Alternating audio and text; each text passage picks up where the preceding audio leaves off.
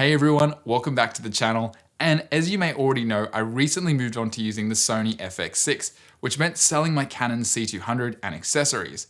But it wasn't all smooth sailing. So in this video, I want to talk about my experiences, what I learned, and how you can sell your next camera for more and much quicker than I did.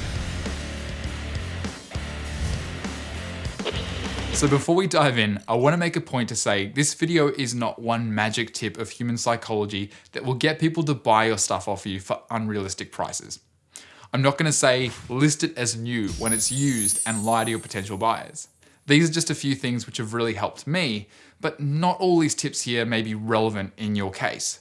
Still, I really feel if you follow them, you're going to be in a much better position than those who don't. So with that out of the way, here are 5 things you can do to help get your gear sold.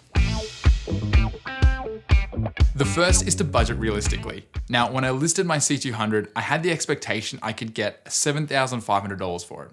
Now, I'd also included a $1,000 bright tangerine cage, spare battery, CFast card.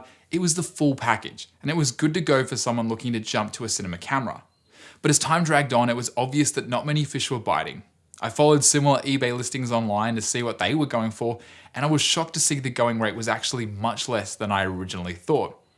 So I kept adjusting my price down. Then eventually, one day I checked the prices of the C200 new to see that no longer was this thing going for $10,000 anymore. It was literally $8,000 new with the CFast card included. Granted, it was only 128 gig, not 256 like I had, but still, if you're gonna buy a camera, would you prefer one fresh in box for $8,000 or one that had about 300 hours of use for only $500 less? I knew my answer, and it wasn't good news for me. So while it seems fairly obvious, do your research. Ask, what do I think my camera is worth before adjusting your expectations by checking, what does this camera cost new now? And what's the going rate in the used market? Then set your price accordingly and hold fast. If you keep changing your price like I did, for the astute watcher, they just know the price is going to keep going down the longer they wait. So it becomes this game of cat and mouse for the potential buyer who wants a great deal. And you don't want to put yourself in that position. A semi-obvious tip, but if you're asking people to pay you $5,000 for a camera, the least you can do is make it look desirable. Think about going on the Apple website and seeing their products. Even if you're not a fan of them, the way they present everything with their perfect lighting, poppy colors, and sleek angles make the products look attractive. You want to do the same with yours as well. Now, don't go too crazy because at the end of the day, you don't want to start retouching it, which would be a little bit deceptive, or putting it in a studio to make it look better than the manufacturer's photos of it new. Basically, make sure you can see the wear on the camera, but present it in the best possible way so the buyer can evaluate it from the comfort of their computer and think, am I okay with this? Now, my photos I'm showing you right now might look a little extra, but 2 things. I enjoy setting these photo shoots up when I have the time, and I'm also asking for a high sales price, so I want the photos to match and show people I care. I also want people to click on my listing out of curiosity, maybe even just to see the photos. I've seen a lot of terrible photos of video gear on news sites over the years where I just think if this is how you're trying to sell me this item and you really don't care about it, you probably didn't care much about the item either. Maybe you don't care yourself about how good photos look when you're buying something. But remember, some people will, and it's all about casting the widest net to get your item sold. It doesn't take too much time to set your item up against a window and get some nice detailed shots. Now, this is one I feel like I should have known as someone who studied marketing, but I eventually figured it out. We all love making life easy for ourselves, and we always have this expectation that more is more. So in my case, listing my C200 with a cage, spare battery, and media card, this was the full package. It's good to go for anyone looking to buy this thing, but there's 2 problems here.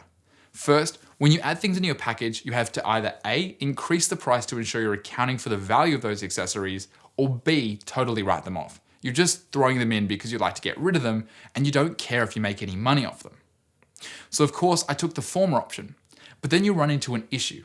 At $7,500, the camera with its accessories are a good deal if you were to add everything up separately. But for most people it's not.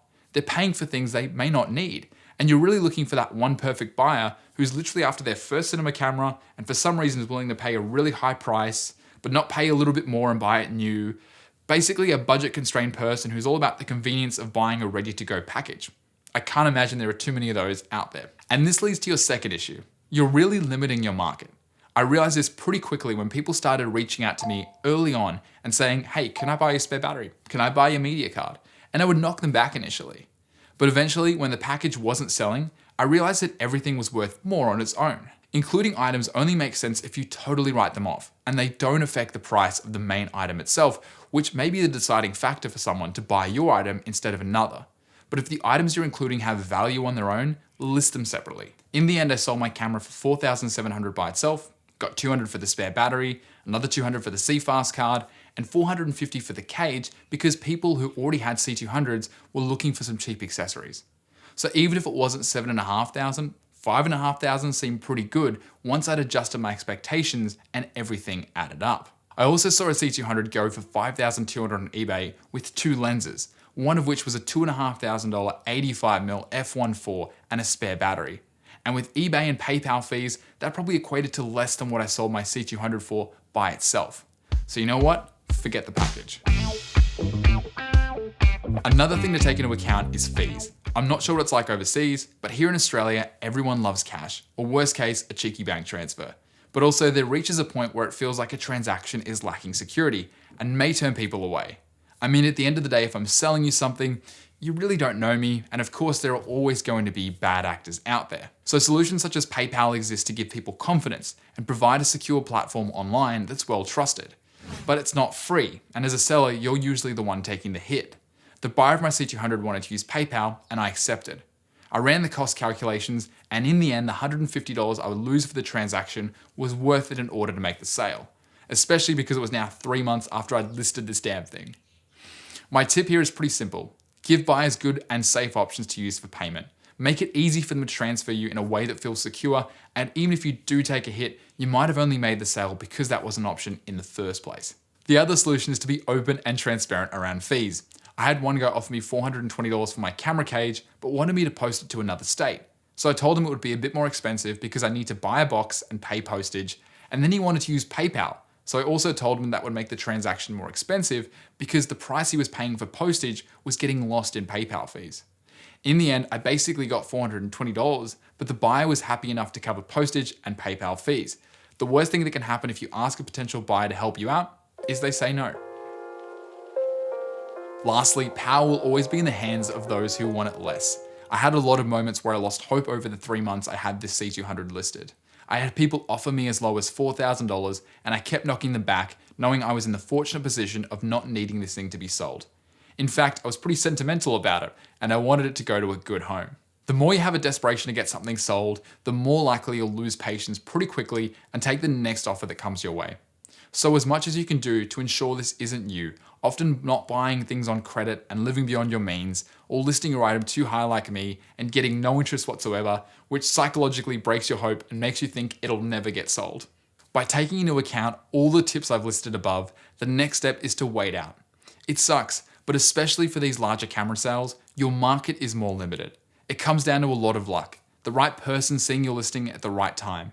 And if you have it listed for the right price, have some nice photos to show, and are happy to help the buyer out by giving them a secure way to pay for it, it's only a matter of time before you're handing it over to the next person, in a transaction that has hopefully given great value to both of you. So I hope this video helps some of you out if you're also looking to sell your camera or other used video equipment. Do I miss my C200? Yeah, I do, but I had a great time with it, and even if I could afford to write off the 5K, I always think it's better in the hands of someone who will actually use it to its full advantage and not just have it sitting around as a showpiece. That's why it's up to you to do a good job listing it and make sure the sale goes to the right person. Leave a comment if you have your own tips for selling your items, like the video if it gave you some value, and of course, subscribe if you're enjoying the content. And I'll see you all in the next one.